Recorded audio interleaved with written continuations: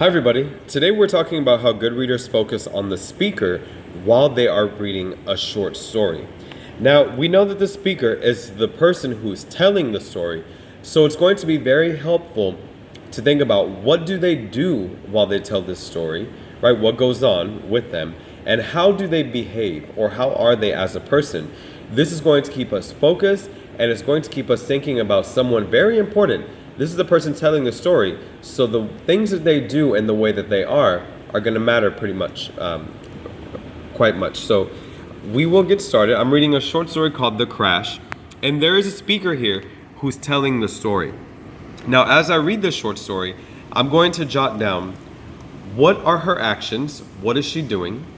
Second, how is the speaker? Is she patient? Is she childish? Is she funny? Is she mean? Is she nice? Based upon what she does, how is she as a person? Okay, we'll get started here. Okay, The Crash. Hannah stood on the shoulder of the road, right on the white line that separates danger and safety. It was July 24th. Months have passed, yet I still don't remember how I got out of the car. I just know that one second, I was screaming behind the wheel, and the next, I was on the side of the road, crying into Hannah's hair. So there's already, in paragraph 1, some action that has happened, even though it was in the past. My first thing that I'm writing down that she does is she has survived a crash. And I'm writing down that this is in paragraph 1. That way I know where this happens, right? So I would say maybe taking this action that she did, she survived a crash. How is the speaker? I would probably say that she is maybe a little stressed, right? Because if you go through a crash, this is probably going to affect you a little bit and make you stressed, right? So this is probably how she feels now, afterwards. Okay. Paragraph 2. Call mom. I'm going to call 911. All the cars had stopped, and some people had even gotten out to help. A family was comforting Hannah. The mother, with dark hair and eyes, held Hannah and said, "Tranquilino, tranquilino," until she relaxed. Somehow, after driving on that road for a year and a half, I still didn't know its name. I always confused Route 340 and 303. While Hannah called my mom, I called 911 and went from car to car, looking for someone to help. I finally spotted Mrs. Roth, who teaches in my school's computer lab, in a red minivan. So in paragraph 4, I see quite a few things she's doing, right? She went from car to car. She was looking for someone to help. So what is she doing? She searches for help. And if I think back, this was in paragraph 4. So I'm going to think, how is the speaker? If she searches for help, I can probably say that she probably, at this moment in paragraph 4, she probably feels maybe afraid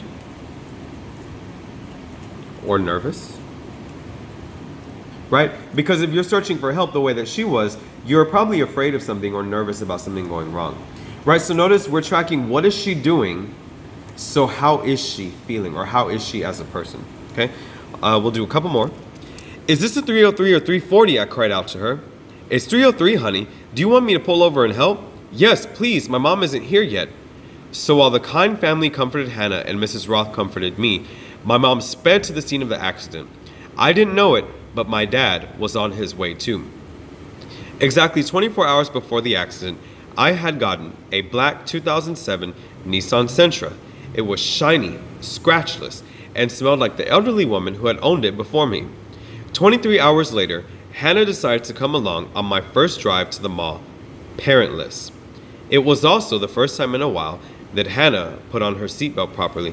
So notice here, this is something that the speaker is going to do.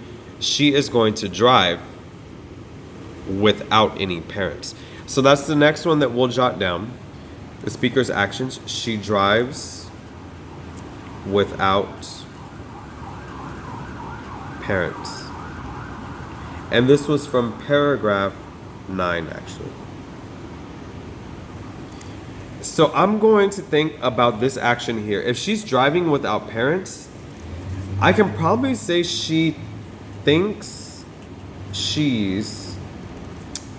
If she thinks that she's ready to drive all by herself, we can probably say that she thinks she's already maybe responsible.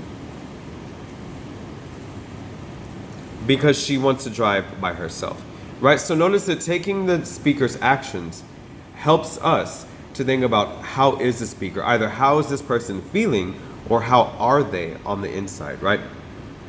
And remember that the speaker is the person who's telling the story. And this story was titled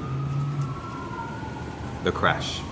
And we took the speaker's actions and thought about how is the speaker as a person. So now what we're going to do is take the rest of this short story, The Crash, and we are going to jot down 3 more actions, and with that, 3 more little descriptions of how is the speaker. What is she doing? So what does that tell us about how she is as a person?